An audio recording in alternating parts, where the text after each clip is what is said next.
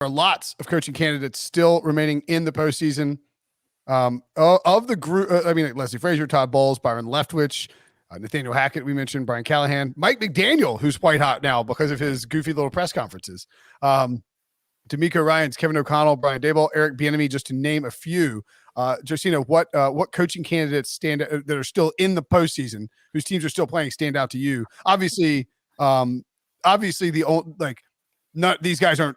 This isn't like Brian Kelly bolting Notre Dame in the middle of the season. These guys aren't leaving the playoffs to go take a new job. They're going to coach with their team, so that's why maybe we've seen a little bit slower of a process because of all the coaches, right?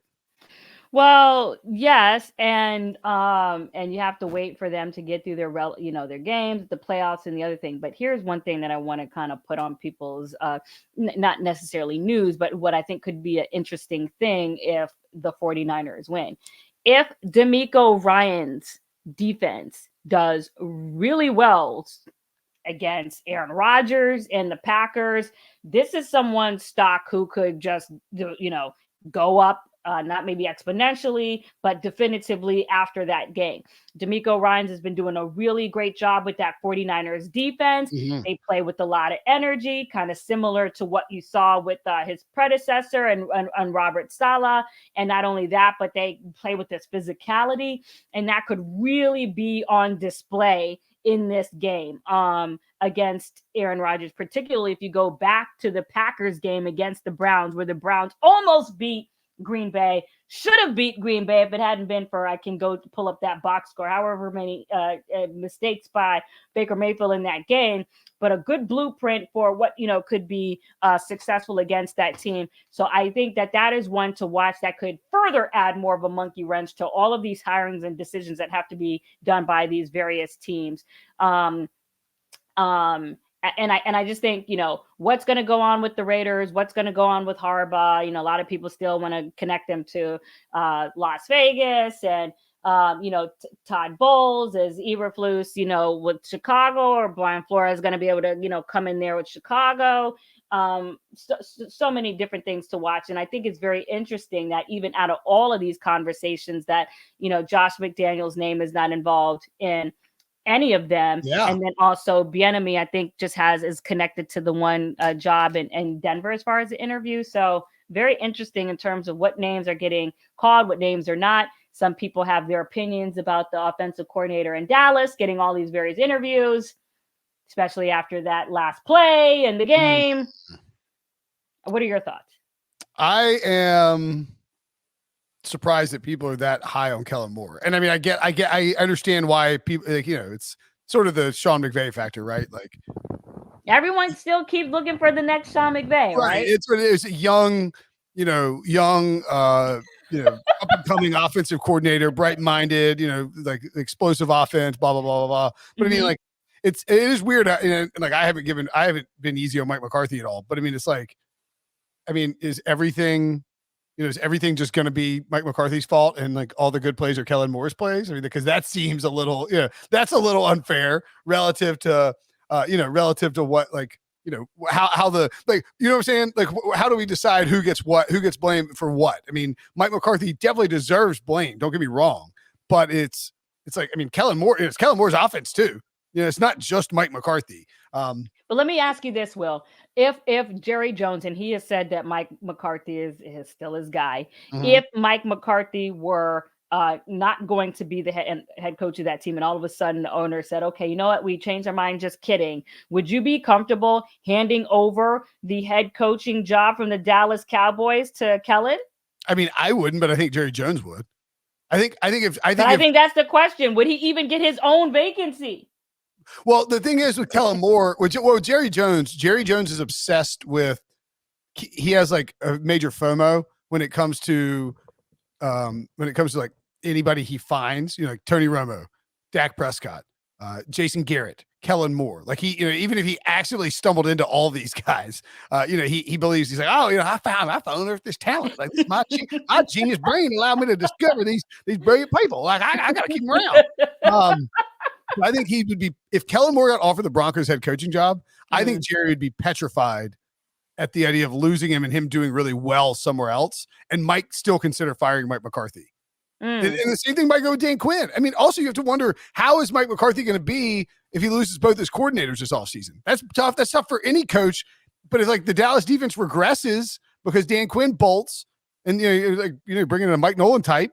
I mean, it's not going to work. Like that's so. I just think I think that is still very much in play. I don't necessarily think that we can definitively say, okay, Jerry is locked into Mike McCarthy. Well, and the other thing too is, and there's so many different layers and topics to this conversation. And we talked about the coaches that have the energy and the favoritism from the media with how they're showed. And then you have some of the coaches who have the personalities that are more quiet, and they're not as, out there with their personalities, whether it be the Leslie Frazier's or the Jim Caldwells or what have you, or even Brian Daboll to a certain extent. You don't really, see him Byron like that. Byron Leftwich to a degree. I mean, so and this is what we get caught up in sometimes when you're making hires, and then next thing you know, you're giving these coaches 5-year contracts. You fire them after 2 years. You owe them $15 million, and you keep repeating the cycle over and over and over again. Right. So maybe Todd Bowles another guy who's like very quiet and very quiet. So what are you looking for? Did we just lose Will? Are you looking for a coach that is magnetic and charismatic? Or are you looking for one that is giving you results, or can you get it in the same combination? That's all. There you go. There you're back. Yeah. Sometimes I don't know. My browser didn't even crash. It was just really weird. It got popped out of there. I was like, okay, all of a sudden, great job by you continuing your answer. I figured you were coming back in. Yeah. I'm out. All right. So I would say that I think that we see. Well, what do you think about that? I mean, as far as, like you mentioned, the Todd Bowles, the Caldwells, who else? Leslie Frazier, Daboll, some of these coaches that are not as TV magnetic and as loud and vocal or doing boisterous. All these interviews. Yes, right. Boisterous or what have you, versus some of these other coaches. Yeah. That have more reputation. Because it's hard to argue with the way Leslie Frazier's defense is playing. Oh, by the way, without Tre'Davious White. Yeah. The fact that they have been, holding that together, losing their top corner, I believe, I don't know, what is it, week 12 or week whatever, he went down. And they've still been good down the stretch, right? Mm-hmm. I think a lot might depend, honestly, on this weekend. And that seems, I don't know if that seems obvious or not, but one, you're going to have, like, if let's say the Chiefs win, Eric Bieniemy's going to be probably, tough luck for another year, just because if the Chiefs if somebody goes to the Super Bowl, it's just harder. I think teams are like, don't want to try and wait out and miss out on other stuff. So like Eric Bieniemy, maybe he's out of luck, or maybe he ends up going to Denver if they really like him, Colorado guy. But like if the Bills win and beat the Chiefs, and like the Bills defense holds Patrick Mahomes to 20 points or something like that, I think there's a really good chance that Leslie Frazier ends up getting a job, just because people are going to say, wow, like look at what they are doing without Trey White, the way that they're coached up. Same thing, Todd Bowles in that divisional round, the wild card round, excuse me, against, I know Philadelphia, not a very good team in hindsight, but like he was just effing with Jalen Hurts' mind and Nick Sirianni's like game plan. He was dropping Vita Vea into coverage. He was sending all kinds of pressures, and like the Eagles had no idea what they were doing. And you see that something like that happen, and you're like, all right, like maybe Todd Bowles does need another shot. Like if Todd Bowles comes to coach your team, your defense is gonna, if you have defensive pieces, it's gonna be good. Like he's a great defensive coach. Well, and the thing about Todd Bowles is that he relishes that. Like he's so quiet. And when he used to be the head coach of the Jets, I would always call him Steel Jaw Todd, because he had that, strong jaw that they was showing on the side. He's like sneaky funny and also like kind of a smack talker. Like he just doesn't love doing the media stuff. And no. Outgoing. He thinks the questions are dumb. But he's not wrong most of the time. Yeah.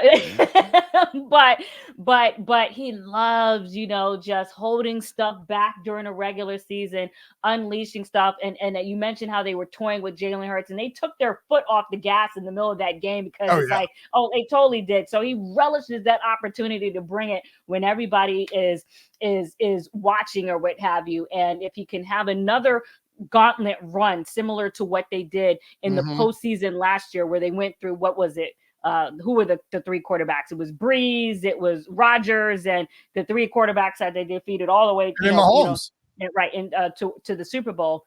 Again, people If they make another deep run like that, and the Bucks have to lean on their defense because for whatever reason, like Brady's just not putting up big numbers again, then there's a very, very good chance that Todd Bowles will get a head coaching job. So that's what I'm sort of saying is like, if the Rams offense gets shut down this weekend, then Todd Bowles' name is going to shoot up. So likewise, if the 49ers go and just run the ball like crazy all over Green Bay, you're going to see Mike McDaniel's name, sort of shoot up the list of what people are interested in. Same thing if D'Amico Ryans, as you point out, if the 49ers strong performance against Green Bay and Aaron Rodgers. Yeah, I think that the quarterbacks and the teams involved in this divisional round are so significant with these matchups that you could really see one or two of these coaches sort of vault themselves up. Like, Buffalo has a great game plan on offense. Josh Allen beats the Bills, and Brian Dable should get some more love.